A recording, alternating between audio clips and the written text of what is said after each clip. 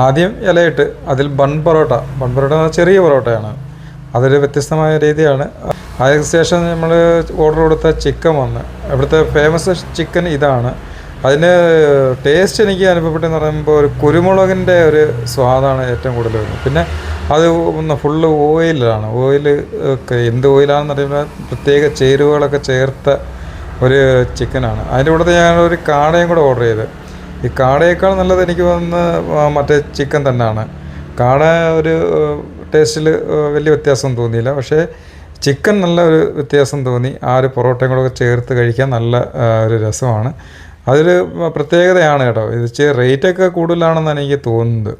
Rate ഇപ്പോൾ 240 രൂപയാണ് ചിക്കനിൻ്റെ rate, കാടയ്ക്ക് 100 രൂപ. എന്തായാലും ഈ ഒരു പൊറോട്ടയും ഈ ഒരു ബോർഡർ ചിക്കനും കഴിക്കാൻ വേണ്ടി ഒരുപാട് ആൾക്കാർ വരാറുണ്ട്. പിന്നെ ലസ്സിയുണ്ട്, ലസ്സി 35 രൂപയാണ് ഈ ഒരു ലസ്സിക്ക്. എന്തായാലും അടിപൊളി ടേസ്റ്റാണ്, നിങ്ങളൊന്ന് ട്രൈ ചെയ്യുക. ഇത് തെങ്കാശിയിലാണ്. തെങ്കാശിയിൽ ബോർഡർ ചിക്കൻ കഴിക്കാൻ വേണ്ടി വന്നതാണ്. നമ്മുടെ റഹ്മത്ത് ഹോട്ടലിലാണ് വന്നത്. ഇപ്പോൾ റഹ്മത്ത് ഹോട്ടലിൽ കഴിച്ചിട്ടുള്ളവർക്ക് അതിൻ്റെ അഭിപ്രായങ്ങളൊന്ന് പറയാം കേട്ടോ, എങ്ങനെ ഉണ്ടെന്നുള്ളത്. ഞാനും കയറി കഴിച്ചിട്ട് എനിക്ക് ഒരു ചിക്കനിലൊരു ഡിഫറൻറ്റ് എന്ന് പറഞ്ഞാൽ അതിൻ്റെ ടേസ്റ്റിലൊരു ഡിഫറൻറ്റ് ഉണ്ടായിരുന്നു. പക്ഷേ നിങ്ങൾക്ക് നിങ്ങളുടെ അഭിപ്രായത്തിൽ കഴിച്ചിട്ട് എങ്ങനെ ഉണ്ടെന്നുള്ളത് കമൻറ്റ് ചെയ്യണേ.